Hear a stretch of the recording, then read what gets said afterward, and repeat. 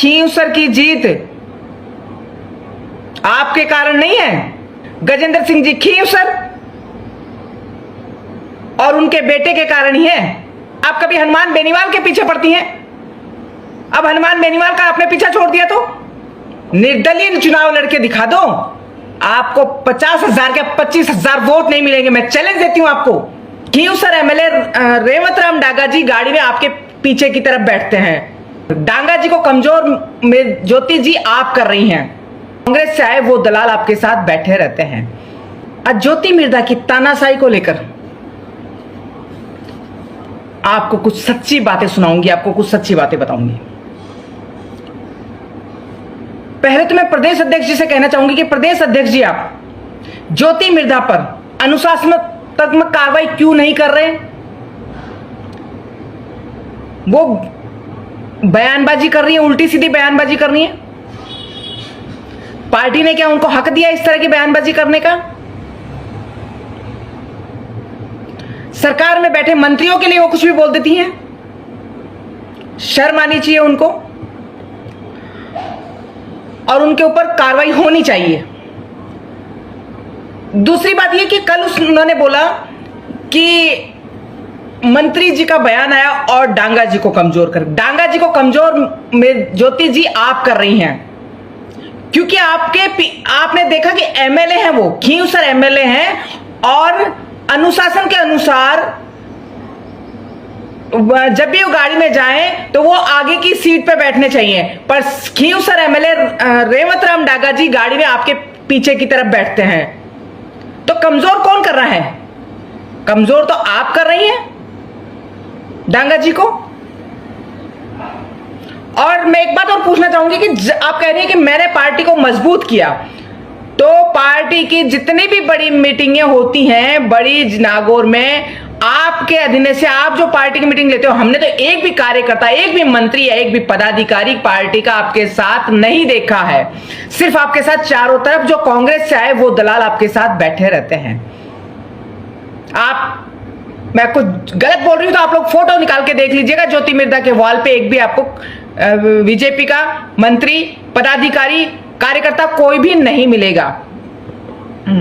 और दूसरा छोड़ो, आपके चाचा रिचपाल जी मिर्धा जब आप कांग्रेस से चुनाव लड़ी थी तो आपका खूब विरोध किया था। आज आप चाचा की भतीजी बन रही हैं।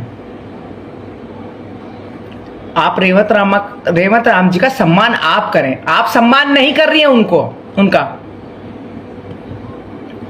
और दूसरा मैं आपको यह कहना चाहूंगी कि 2014 और 2019 में जो है रिचपाल जी ने आपका खुला विरोध किया था। क्या आप जीत गई?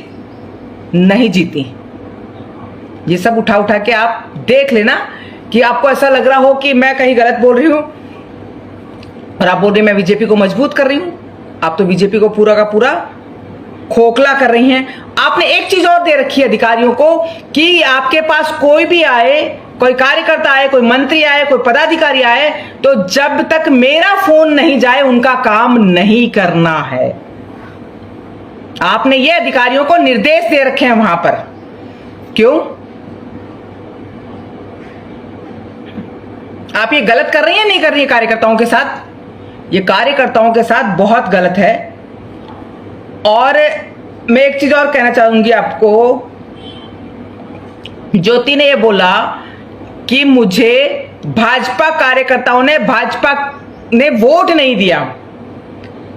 5.5 लाख वोट लेके आई थी मैडम आप, ये भाजपा के ही वोट थे। और इतनी अकड़ और इतनी तानाशाही ना, तो निर्दलीय चुनाव लड़के दिखा दो, आपको 50,000 के 25,000 वोट नहीं मिलेंगे। मैं चैलेंज देती हूं आपको कि आप निर्दलीय चुनाव लड़के दिखा दो ना, फिर इतनी ताकत आप में, इतनी हिम्मत है तो। वो जो 5.5 लाख वोट आपको जो मिले ना, वो भाजपा के ही वोट थे, भाजपा कार्यकर्ताओं के ही वोट थे। आप बोल रहे हैं कि हमें तो, मुझे तो भाजपा वोट ही नहीं देती।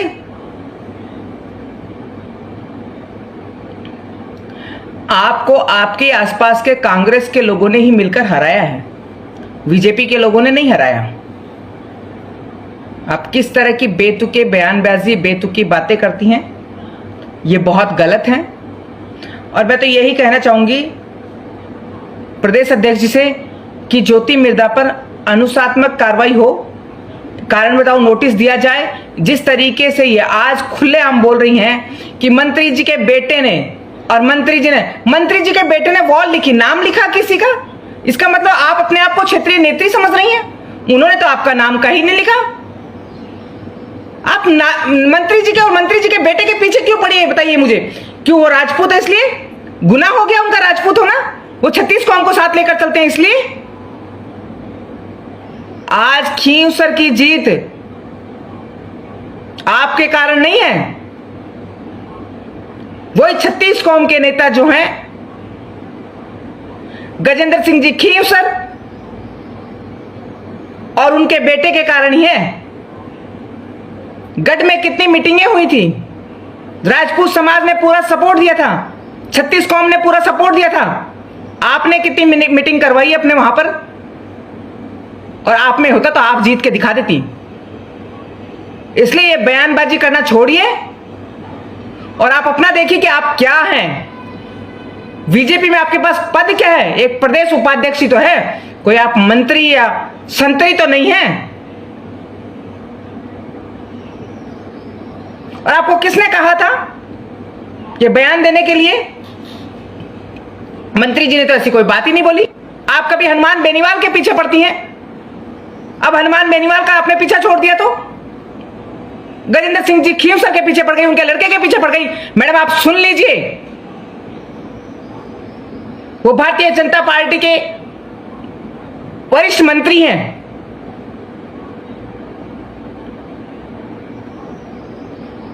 आप इस तरह के बेतुके बयान उनके लिए ना दें।